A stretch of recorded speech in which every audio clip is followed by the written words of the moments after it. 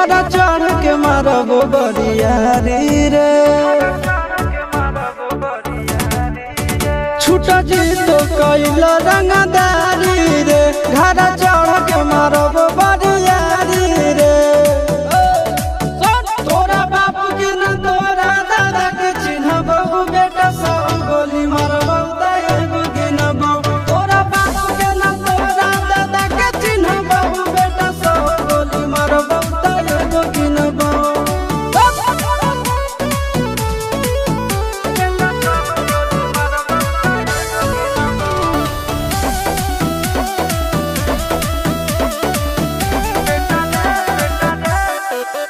बेटा रे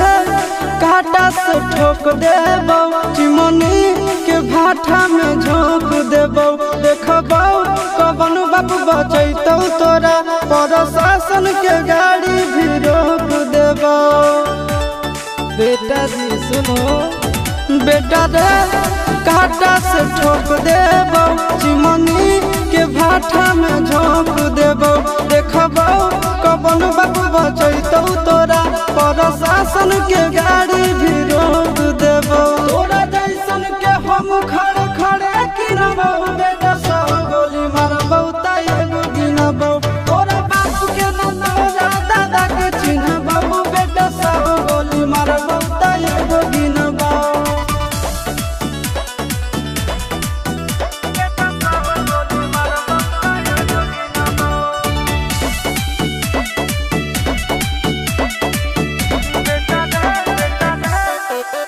बेटा रे दौड़ा के बाजार में मारबौ गोली तोर कपार में रंगदारी जे करभी बिहार में गड़ देबौ गंगा जी किनार में इतना मार पड़तो न बेटा बेटा रे दौड़ा के बाजार में मारबौ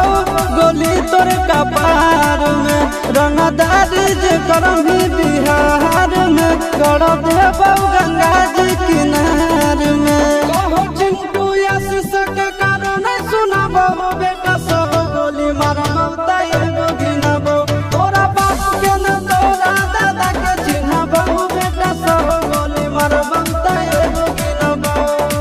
मारत मारत पिछुआरा लाल कर दे बेटा ध्यान से बाप इधर है।